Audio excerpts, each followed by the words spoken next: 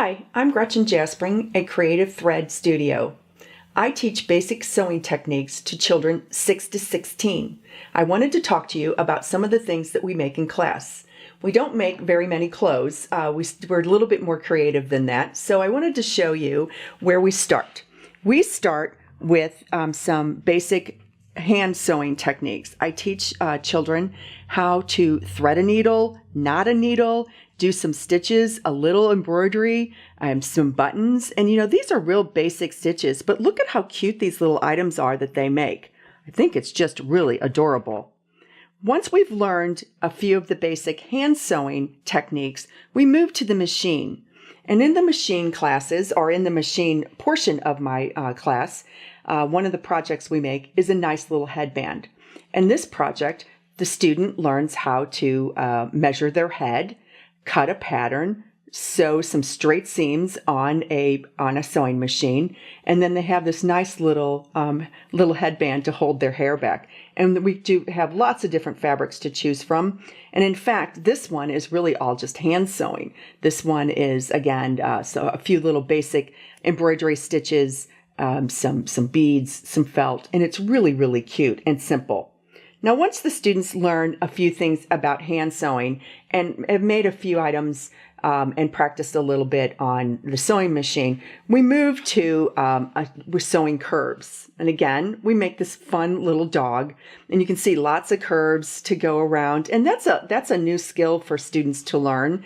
And they leave the opening, and they stuff it, and they attach the ears. So that's a step. Those are a couple of new steps that they learn in the sewing process.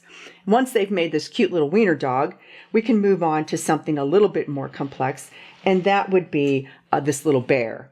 Now, it just looks like a little bear, but it has some facial features that they sew on with their hand sewing. It has a top and a bottom that they need to attach, plus arms, and then the arms have little paws. Those are all separate sewing steps. And if you look on the back, they put a little patch on the back, a little back door on these guys, and sew on some more buttons. So that's repeating some of the skills that they've learned, but they're making a whole new project, and you gotta admit, he's adorable.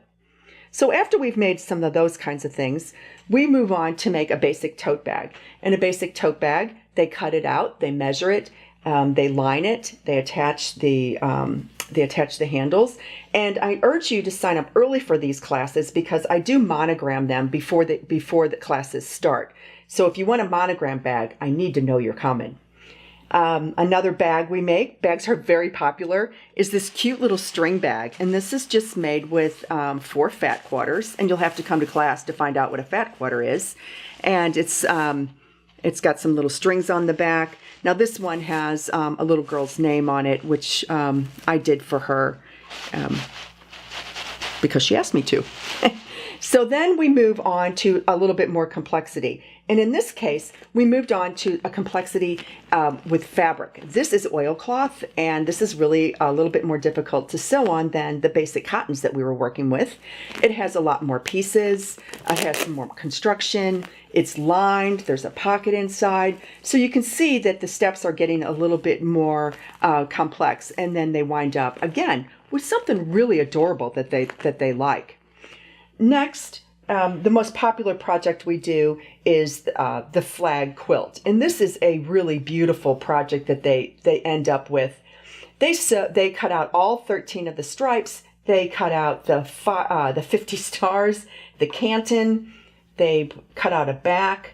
They cut up the bias strips, and they sew this on, and then they hand sew it to the front. So this is a big, big project, and they go home with something really wonderful for their room. Another project we do that, again, is starting with some complexity is this folder that we do, a folder cover. This has batting in it. It has several stabilizers. It has a hook and loop. I've seen kids sew some stripes in here, and they can put some pencils or their crayons in there. But this is another really nice project that they finish.